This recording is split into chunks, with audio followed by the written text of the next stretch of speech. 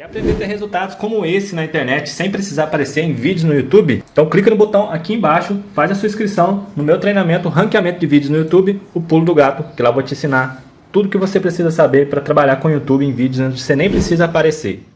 E no vídeo de hoje do canal, tudo sobre São Paulo e LDU. Hoje, jogão no Morumbi, mais de 50 mil pessoas, pré-jogo, provável escalação e muito mais. As últimas do Tricolor, direto do Morumbi. Então vambora pro vídeo! Senhoras e senhores, estamos de volta. Temos videozinho para vocês. Tem informação, tem vídeo. E cá estamos para falar sobre o São Paulo que vai enfrentar a LDU nesta quinta-feira no Morumbi. Fala sobre a escalação, escolhas do Dorival, quem joga, quem não joga. Fala muitos assuntos aqui, também sobre as negociações. São Paulo não vai vender ninguém, de fato, nessa janela. Tudo que está acontecendo no São Paulo nessa semana decisiva, o São Paulo tem que vencer a LDU por 2 gols de diferença, assim como aconteceu com o São Lourenço. Tarefa árdua, tá vendo os rivais avançarem, como o Corinthians, que avançou, por exemplo, o Fortaleza, que já está praticamente na semifinal também. Mas é isso, o São Paulo precisa se classificar para ficar com as duas frentes, a da final da Copa do Brasil e a da Sul-Americana, já que o brasileiro, o São Paulo tem muito pouca chance de entrar no G4 ou no G6. São Paulo e LDU, o jogo enroscadaço. O São Paulo no jogo de ida conseguiu o seu gol quando o Luciano entrou, ele deu passe para o Lucas fazer o gol. O São Paulo jogou mal naquele jogo, mas agora joga em casa, tendo que subir a mesma montanha semelhante que subiu contra o Corinthians e contra o São Lourenço. E aí a escalação do Dorival para fazer isso aí, o que você me diz? Tironi, na verdade, o Dorival tem praticamente o mesmo grupo à disposição que esteve à disposição lá em Quito, né? Mas com um retorno, o Pablo Maia, que não tinha viajado para Quito por conta daquela virose fortíssima e tudo mais. Agora, se em Quito, era o nosso tema do vídeo anterior, existia uma disputa de vaga entre Lucas e Luciano para começar jogando agora no Morumbi, precisando da vantagem de 2 gols, a tendência é que o São Paulo atue com o Lucas Luciano juntos com o Caleri desde o início da partida, né? E a gente sempre ficava fazendo aquele exercício, vai sobrar para quem, né? Quando o trio estiver junto.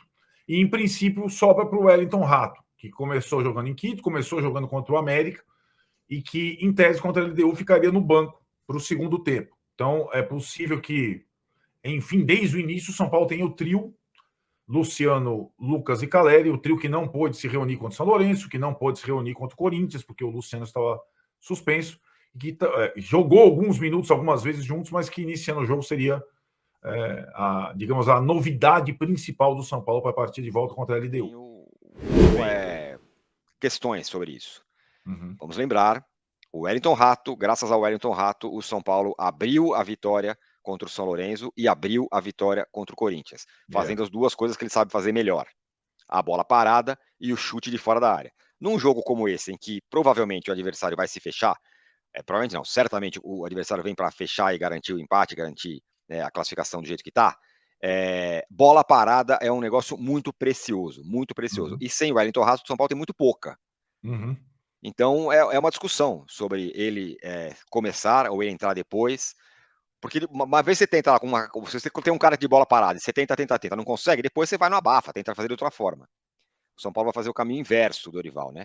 Ele vai tentar um time que joga mais para tentar fazer o gol, e talvez se não der certo, aí ele vai apostar no Wellington Rato, que também não é uma substituição simples, né? Você tirar um medalhão, um cara gigante, como o Luciano, como o Lucas, para colocar o Wellington Rato. O caminho inverso parece mais fácil até, ao longo da partida. Eu acho que aí tem ganhos e perdas, né, nessa escolha, né? A questão também é que com o Lucas acho que é indiscutível, né? Claro. Pelo que tem jogado e tudo mais. Mas com Luciano e Caleri você ganha também a possibilidade de melhor conclusão, né? De maior profundidade, de 2 atacantes na área, né? O Luciano também é o jogador mais decisivo do São Paulo em mata-matas, né? O jogador que ou faz gol ou dá assistência, foi dele a assistência para o Lucas lá em Quito, né? Então acho que de fato tem perdas e ganhos. Também tem uma outra situação que talvez tenha sido esboçada e que aí interfere nos outros jogadores que devem começar jogando no meio de campo, que é o posicionamento diferente que Luciano, evidentemente, tem em relação ao Wellington Rato. E o Lucas, que pode ou poderia fazer a função do Wellington Rato como ponta, no jogo contra a LDU não foi ponta. Ele jogou com meio atacante da esquerda para o centro. E ali quem fez a função do lado, marcando o lateral do lado, tal, não sei o quê, como um volante pela direita, ou também, às vezes, como um ponta, foi o Alisson, no segundo tempo, né? De São Paulo e LDU. E também, eu acho que por conta disso, pelas características do Alisson e por essa versatilidade maior, eu acho que ele tem mais chances de jogar do que o Gabriel Neves. Sim. E aí, as outras duas vagas ficariam com o Pablo e Nestor. Aí eu tenho uma grande preocupação. O time ficar muito espaçado e lembrar o time do 4-2-4 do Rogério Ceni com um volante Nestor e 4 na frente, se o Alisson não fizer aquela partida absurda de estar em todos os lados do campo, né? Então são questões táticas, acho que as questões que se colocariam quando o trio tivesse inteiro à disposição, Luciano, Lucas e Caleri, né? São questões desse novo time. Está ao lado de Rodrigo Bueno. Aliás, por coincidência, Bueno, nós estávamos na primeira partida do São Paulo nessa Copa Sul-Americana, quando quebrou, digamos assim, não é um tabu, mas quebrou um estigma de vencer o Tigre por 2-0, e para muitos essa é a solução de todos os problemas do São Paulo. Bateu o Tigre, acabou a maldição e o São Paulo será campeão de tudo. É isso mesmo? Tudo bem? Tudo legal, bom dia pra você, Edu, pro Abel, pros companheiros do estúdio, fã de esporte. A gente tava naquele comecinho e havia um temor muito grande, né, da pressão, violência, revanche.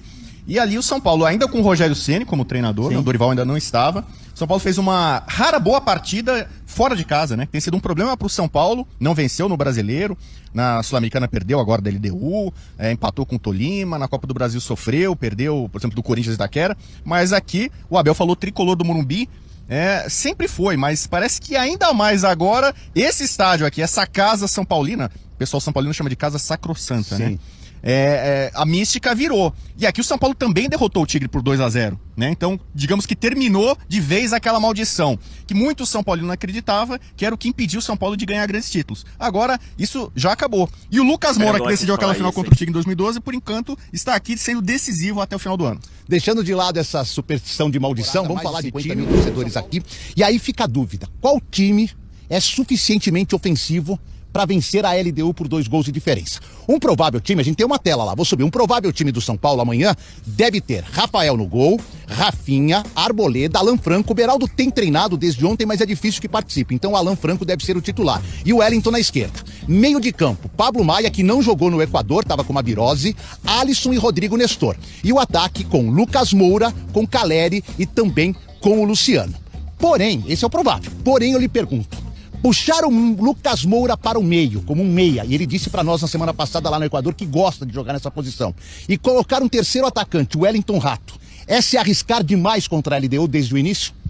Eu acho que não. Dessa vez o Dorival tem muitas opções. Essa que o Edu falou é uma importante. O Wellington Rato é um jogador taticamente importante. Ele volta, fecha para marcar, tem a bola parada, né, que é importante e tal. Mas eu acho que é mais recomendável deixar o Rato no banco. São Paulo não precisa sair na louca, entendeu? São Paulo não precisa fazer 5-0. São Paulo precisa fazer primeiro um gol, jogar com calma, tranquilidade. O Lucas com o Luciano, eles podem inverter de posição, né? Os dois têm capacidade de jogar um pouco atrás, mais na armação, e os dois podem jogar próximo, né, ao lado do Caleri. Então acho que vai ser dessa forma. E tem o Rames Rodrigues, que eu acho que é outro jogador importante para entrar no segundo tempo. Ele tá pedindo mais minutos, literalmente, em campo, eu acho que até com comportamento, para deixar o São Paulo, quem sabe, no segundo tempo, se precisar mesmo, aí tira o Alisson, tira o Nestor, são jogadores que podem decidir nos pênaltis também, né? Caleri precisa terminar para bater pênalti, Luciano, Lucas Moura, Wellington Rato, Rames, são possíveis batedores de pênaltis e há uma grande chance disso acontecer aqui no Morumbi amanhã. Nas duas viradas, para fechar, nas duas viradas o São Paulo conseguiu tirar a vantagem no primeiro tempo. Contra o São Lourenço, um gol no finalzinho, e contra o Corinthians já fez 2-0. Isso é fundamental, Rodrigo. É muito importante, porque o São Paulo, para se classificar sem pênaltis, precisa fazer 2 gols de diferença. Então, pelo menos 1-0 no primeiro tempo, não que seja uma coisa obrigatória, mas encaminha a classificação. Acalma o time, acalma a torcida, que vai estar aqui empurrando o clube até o fim, certamente. Mas é claro que aí já deixa um problema pro adversário. A LDU, eu acho que vai sair um pouco mais, pode dar mais espaço. A LDU cansou muito no segundo tempo, né, no jogo em Quito. Então eu imagino que agora aqui no Morumbi, com a pressão do São Paulo, a LDU vai sofrer mais ou menos o que o São Paulo sofreu lá. Boa, Legal, valeu, Edu, Dani, pessoal do ESPN FC. Olha, eu acho que é um jogo com mais característica de trocação. Pelos jogadores que o Edu destacou, a velocidade, o contra-ataque da LDU, é um time mais ameaçador, mais perigoso do que foi aqui o Corinthians, que tinha só o Yuri Alberto na frente, e o São Lourenço, que era um time mais defensivo, né? Se fechava a linha de 5 atrás. Então eu acho que deve ser um jogo em que o São Paulo vai ter mais risco de tomar gol. E aí eu não sei se vai pra pênalti, 2-1, 3-2, mas a promessa é de um grande jogo. A LDU é o time na história da Copa Sul-Americana com mais pontos, mais gols, mais vitórias. O São Paulo é logo o segundo, então é um confronto tradicional de duas grandes equipes do continente. E a LDU fora de casa é perigosa. Na fase anterior ela venceu o jogo fora de casa. No Blaze por 1-0. Exatamente, e perdeu em casa, né? Então o São Paulo corre risco de tomar gol. Então vai ter que atacar, vai ser um grande jogo certamente no Morumbi. Bem, a favor do São Paulo e desse ataque que eu citei, que pode ser o provável, teremos no Morumbi, Dani, com mais de 50 mil pessoas, é certeza. Não chegaremos ao recorde contra o Corinthians de 62 mil pagantes, mas mais de 50 com certeza. Isso tem feito uma diferença enorme nos jogos do São Paulo. Foi assim contra o São Lourenço, contra o Corinthians em partidas do Campeonato Brasileiro. O São Paulo perde pouco aqui. Qual o tamanho da diferença em jogar no Morumbi essa partida contra os equatorianos? Até que ponto a torcida que vai lotar e vai empurrar pode ser um fator a favor do São Paulo, Bueno? A diferença é tamanha.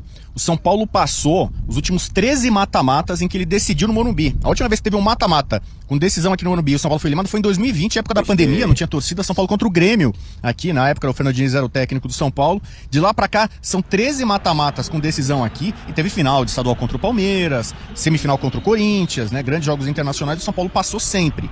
Então a torcida tem feito uma diferença, tem jogado junto, uma festa bonita. A torcida do São Paulo está cada vez mais numerosa e mais participativa, ativa. E você vê, fora de casa o São Paulo não vence ninguém no Brasileiro, sofre nas Copas, mas o Morumbi é onde ele está fazendo toda a diferença. E talvez seja o grande jogador, o grande trunfo do São Paulo, o Morumbi e a sua torcida. Para arrebatar, Dani, provável São Paulo. São Paulo deu uma escondida hoje no treino, não divulgou muita coisa, mas vamos lá.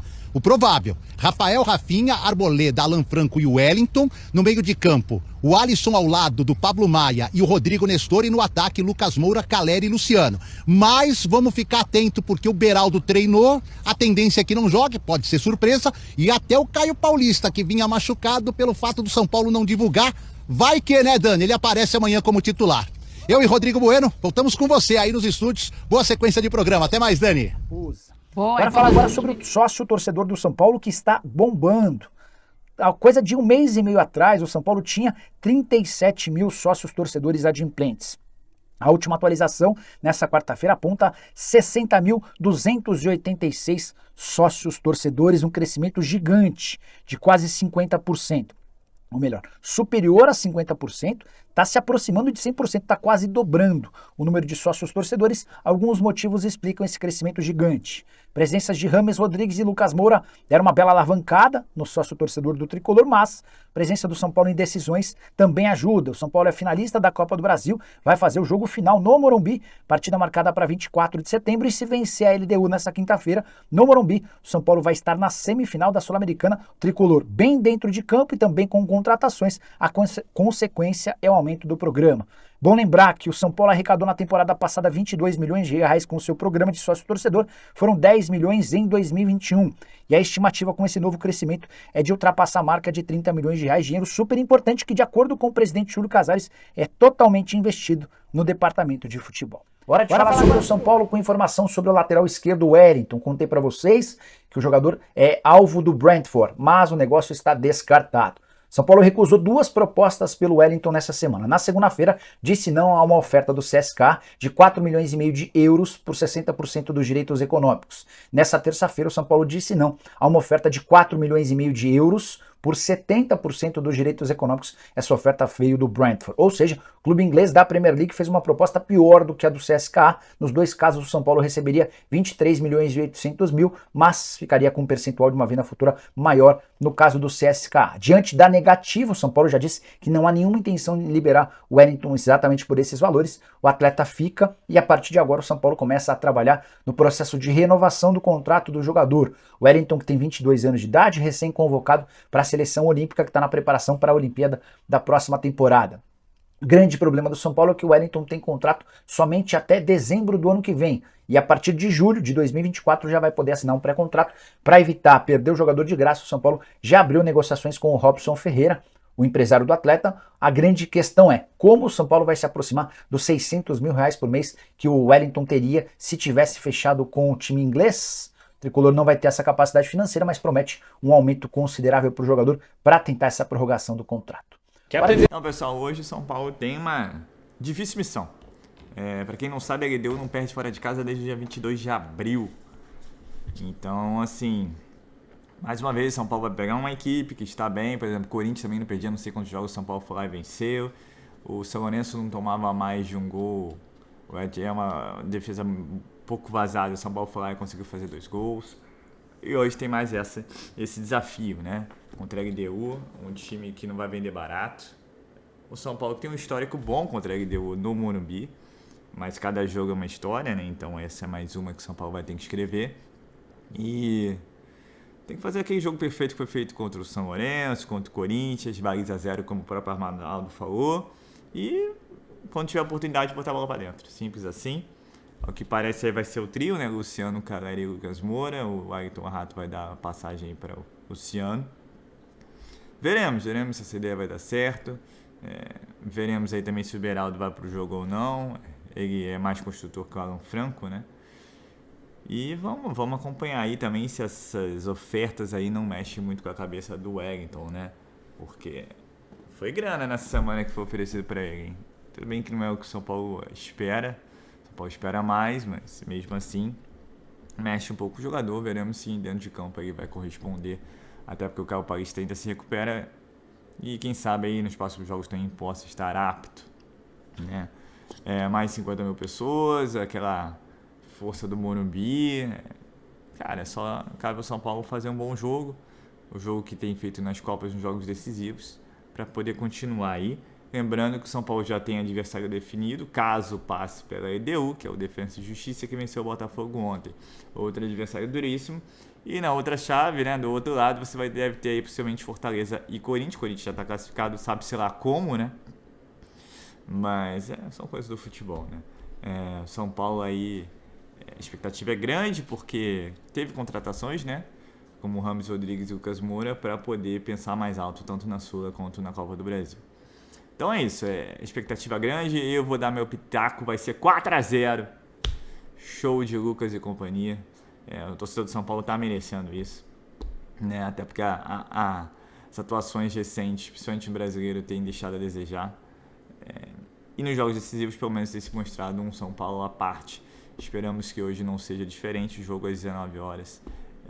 Expectativa grande, enorme, para que o São Paulo consiga continuar na Copa Sul-Americana e, quem sabe, aí, né, chegar à sua segunda final em 2 anos consecutivos e, por que não, levantar o caneco. Então é isso. Ainda falando rapidamente de sócio-torcedor, né, o que 2 contratações acertadas e evolução nas Copas não fazem, né? O São Paulo tinha na faixa de 35 mil torcedores, 30 e pouquinho, hoje já são mais de 60 mil. E sabe-se que esportivamente São Paulo avançar, o sócio-torcedor avança de maneira igual, né? Simples assim, a conta é simples. E sócio-torcedor, quanto mais sócios-torcedores, mais São Paulo tem dinheiro em caixa, menos dependente fica de vendas para o exterior. O que isso acaba reforçando também um elenco para o ano inteiro, né?